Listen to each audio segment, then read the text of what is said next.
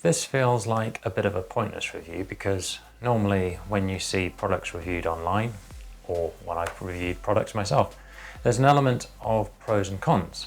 But with this thing, I really don't know why you'd want to use it. Now, I bought the Logitech Craft keyboard just over a year ago. I got it secondhand, actually, for about £100 or just under. That's about $130.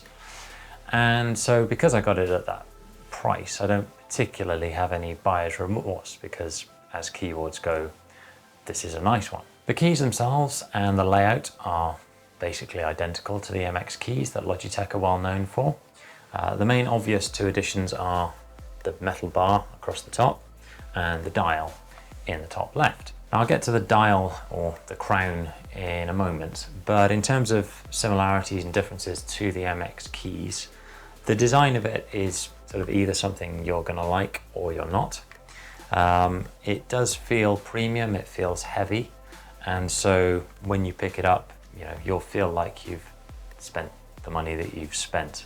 You won't particularly feel shortchanged when you receive this keyboard. It is a heavy, premium feeling piece of kit. The battery life is quoted at 1 week. I'd have to say I normally get at least 10 days, if not 2 weeks out of this, and I'm using this all day, every day, including work at weekends.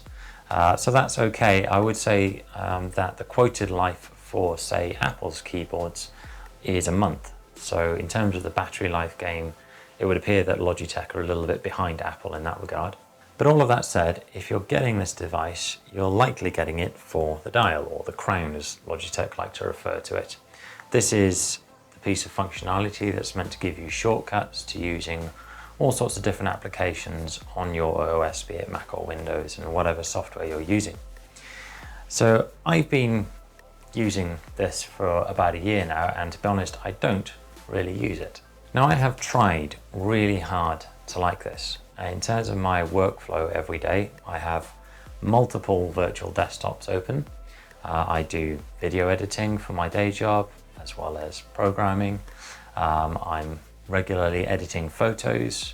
I also do a little bit of graphic design as well.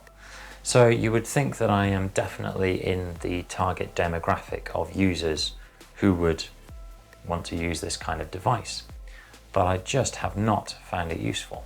And my immediate gripe with the crown was the way it feels. And when hinge design became a bit of a thing with, I guess, the creation of the Microsoft Surface range, and then subsequently now we have the Samsung Galaxy Folds, people commented on the way that you had these engineers who were able to make something seemingly as simple as a hinge feel very premium and get that to work in a way that we hadn't really thought was possible before. And that's kind of what Logitech needed to do with this dial.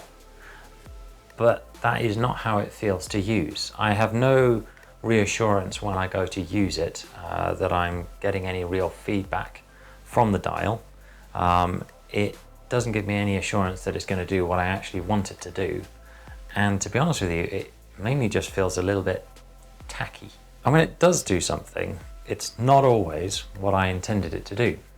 The reason for this is that Logitech ship this device and all their devices with a piece of software called Options, which is designed to allow you to change the functionality of the crown depending on the application that you're using. So if you're using this in, say, Photoshop, then you might turn the dial to adjust some of the settings, or if you're in your web browser, you can use it for changing tabs, etc., etc. However, if you want to use this with Windows or Mac OS or whatever OS you use, say to switch between virtual desktops or adjust the volume, the software has no way of knowing that now you want to switch between using it for the software related action or the OS related action.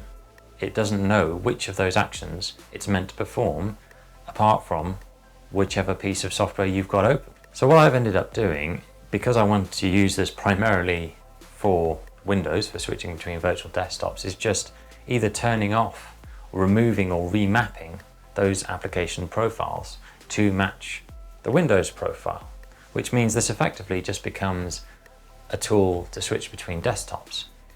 And it's not even very good at doing that. I'm going to be doing a review of the Logitech MX Master 3, the mouse, which most of the time is a far better tool for switching between desktops anyway. Now, as I've said, I've tried really hard to like this crown. It's why I got the keyboard. It's why I spent my own hard money on it.